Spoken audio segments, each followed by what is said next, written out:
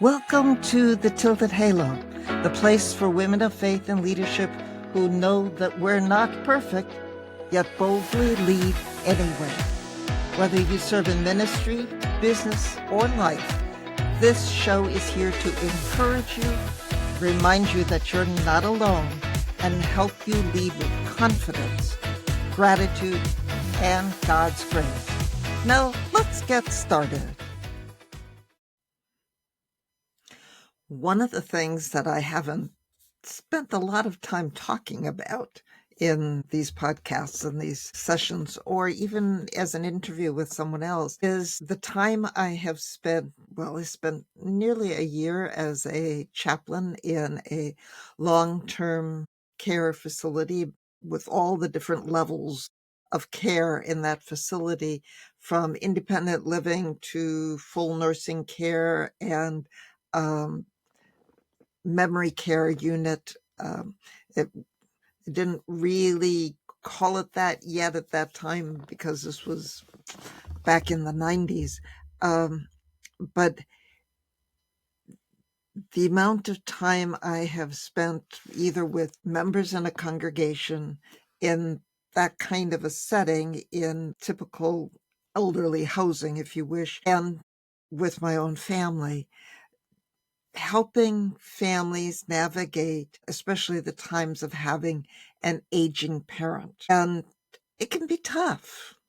It can be really tough because parents don't like to be parented in many cases. My father-in-law lived with us, with my husband and myself, for many years after his wife had passed, and navigating that part of it. And now my mother is up there in years as well.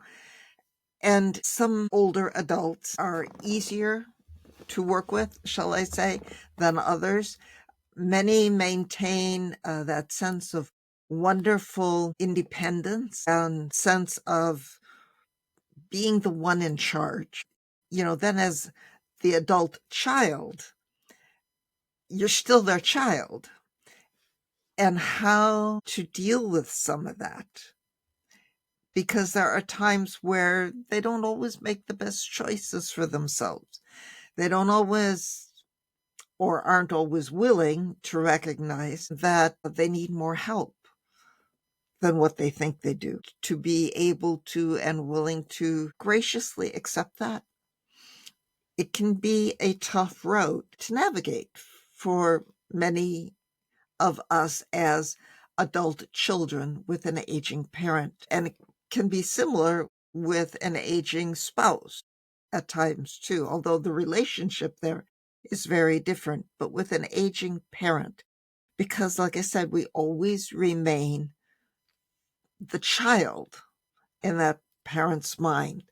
And sometimes those parents don't really acknowledge that we are grown up and that we are capable of making some of our own decisions. I've had occasions where my mom has asked me things that she would have asked when I was a child, like going outside.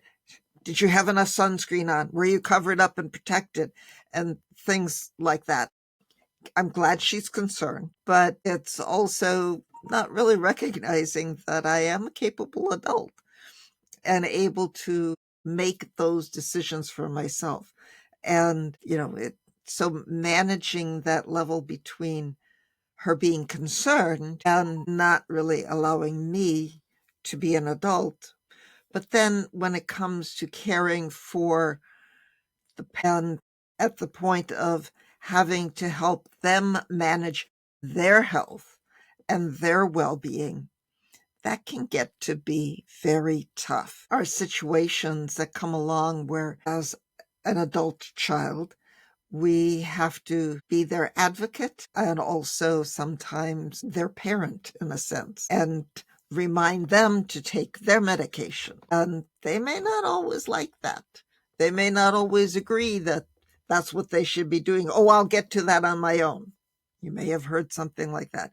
Oh, don't bother. I got to take care of that. And helping them when it comes time to letting go of things. that can be really tough. Letting go of things that maybe are part of their identity. For a man, it may have to do with tools that they've always used, working in the garden, working on an automobile, whatever a favorite hobby might have been, or something related to their work. Letting go of those things, it's like letting go of part of their identity and part of their reason for living. And so, how do we do that in a way that still acknowledges who they are and their abilities, but also the limitations that they have? It's tricky. It's very tricky. But the best thing to do is, first of all, listen. Listen to their stories. Listen to what it is about those things that gave them meaning and purpose. Ask them about those things, what that was like when they used to whatever. What was that like? What did that mean to them when they did this? Those kinds of things. Help them share those stories and that sense of meaning and purpose. And sharing those memories and stories brings back some of the meaning and purpose, even while they're not doing that same activity again. Many women, as they age, have to give up things like cooking and what that meant to them to be able to prepare food for their children, for their family, for other relatives, for neighbors, whoever that might be. And to have to give up cooking can be very difficult. It might be a time to help them dig up some of their favorite recipes and maybe even help them in the kitchen prepare some of those, as if they are still able to do that, so that they can once again taste those things and have at least a small part in the preparation for those. So that's one way to do that. And even if they are in a care facility of some sort, to talk about the favorite recipes, to prepare them at home for the person and bring that food or that dish on occasion for them to eat, to have at least a taste of, samples of in their room, in the facility that they're at. So that part of the meaning of their life continues. There might be things of, some women are great at sewing and making clothing. And so, as get older, arthritis may set in and they're no longer able to handle a needle and thread to do any of that kind of thing. Or if they've done handiwork of some sort, or quilting, uh, any of those craft type things, they may not be able to do those things anymore. But maybe to bring in some of the craft books that they still have, if that's a situation for them to look through and to think about, yeah, I remember making this. Or if there's some unfinished projects that they have, to bring those in and let them look at them and remember maybe what they were doing and why they were making that. And maybe to sit there with them, if you can, and work on it so they can maybe see it finished at some point in time. Those are a couple ideas for them. For the men, uh, to go out to a garden, if they were someone who tended the garden or watered things, even if they're in a wheelchair, to be able to take them outside and hold a hose to water a little patch of grass or a little patch of a garden area, to get them outside into nature. Those senses, those sights, the smells, the feels of that are so important to people for whom that has been important to begin with. Or if at all possible, to be in front of a window for a period of time where they can see out. I'm reading a very powerful book by Dr. Esther Sternberg called Healing Spaces, and the importance of being able to look out into nature, to see trees and maybe flowers or plants instead of asphalt or a brick building that you're looking at. Power of that brings healing. It can help bring peace to someone who is more agitated and experiencing more stress, to be in a situation where there's nature. I remember when my grandmother was living in a care facility, and after my grandfather had died, they both lived there together for a number of years.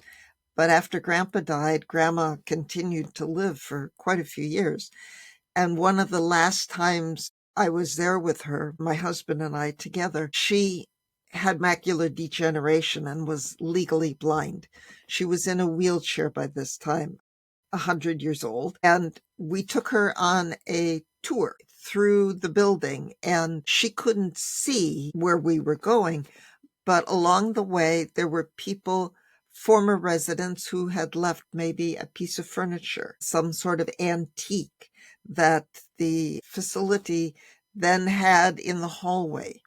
And so we would stop along the way and describe this piece of furniture or this thing that was there, and to keep going and going along, so to bring to her mind some visual memories that she might have of something similar to that they had at one time. It might have been a chest of drawers. It might have been an object like a lantern, a kerosene lantern on a table or something like that, and things that she would have known and been able to have as a way to help not just pass the time, but to help with memories and thinking about, what was this? How did this go? What did this mean? And it was a beautiful experience. But then along the way, Grandma pipes up and says, "He's not listening." And I had to stop and think, who in the world was she talking about? He's not listening. Who's not listening? And it dawned on me. She was talking about God. God wasn't listening. She was ready to go, and God wasn't listening. And I just cracked up at the moment at what she was saying and how that came out for her. But then to be aware that when someone is older and life has ceased to have a lot of meaning or purpose to it, what do we do?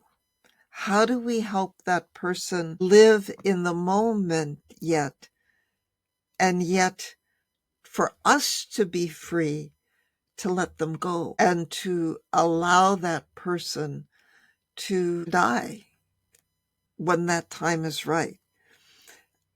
And one of the things I said to Grandma, and that I've also said to parishioners who are watching a parent or sometimes a spouse, but one case in particular was a parent, to help that person process letting go of their loved one, their aging parent in this case. For me, it was letting go of Grandma, and to assure them that God is there and is listening. For me to assure Grandma of that, but then to say, he's there waiting to receive you when the time is right. Or in the case of a parishioner whose mother was in the hospital, basically non-responsive in many respects, but to let him, in this case, know that she could probably still hear and understand, and that when he felt ready, to be able to tell her, it's okay. I will miss you, but it's okay for you to go. When you are ready, it's okay.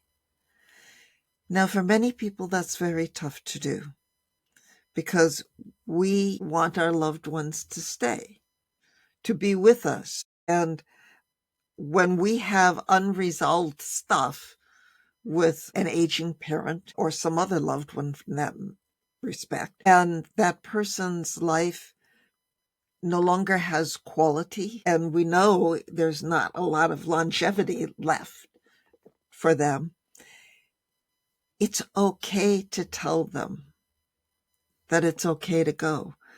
There are many reports from people who work in hospice situations and things like that where they have shared about people hanging on and waiting till a loved one comes from a distance. And they may not be able to arrive for a couple of days and wanting to have that person there.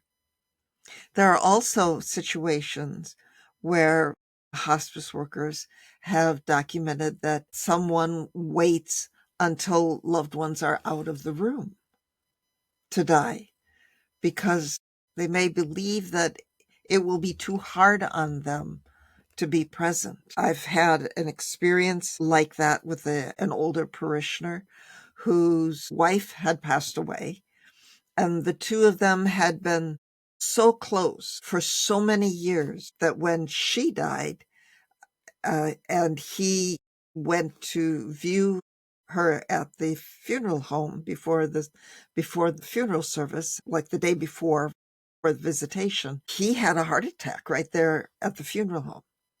He survived the heart attack and was in the hospital. We had the funeral service. He knew when it was going to be.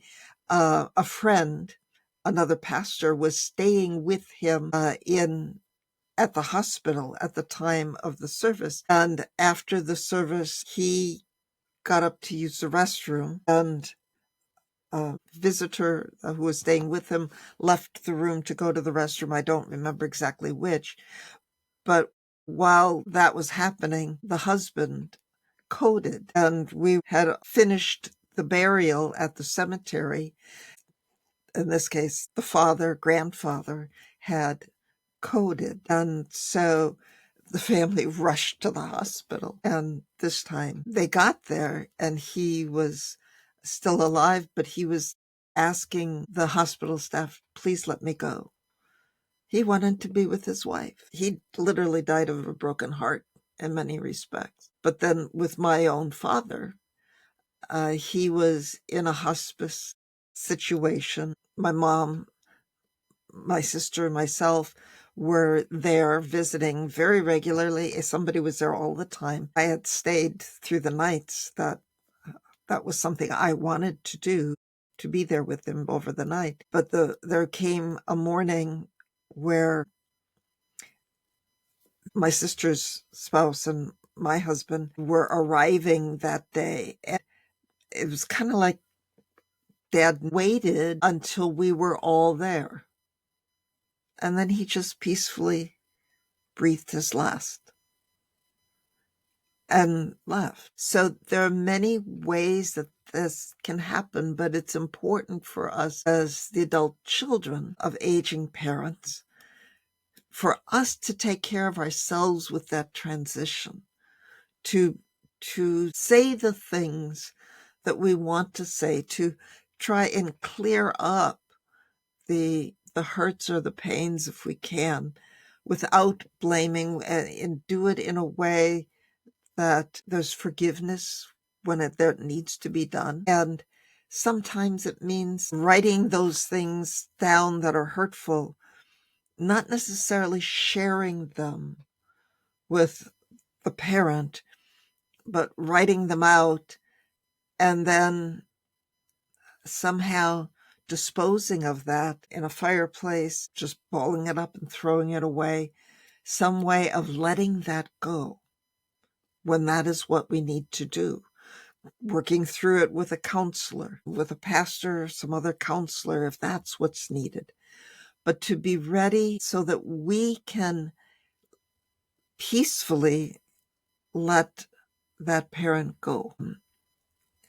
Like I said, it's not always easy. If that's a good relationship, yes, we're going to miss our parents. Yes, it's going to hurt to not have them there. I still miss my dad, and sometimes now more than right after he passed. I can think of things I would like to ask him. I can think of things that it would have been fun to share with him, and he's not here to do that. But there are also so many good memories, and I hold on to those. And as my mom is now sometimes saying, it's time to go. And I tell her, and that time will come. That time will come. But for now, this is where you are and where we are. And how do we live each day within the limits that are there for her? And I'm not close by, so I'm not there every day, but I do call her every day. And it's important, even if it's just a brief phone call. Sometimes she says, well, I don't get out, I don't see anybody, I don't do anything. What is there to talk about? But we still talk, we still connect. And that's important. Still connect. When you can, be there with someone. When you can't be there physically, pick up the phone and call.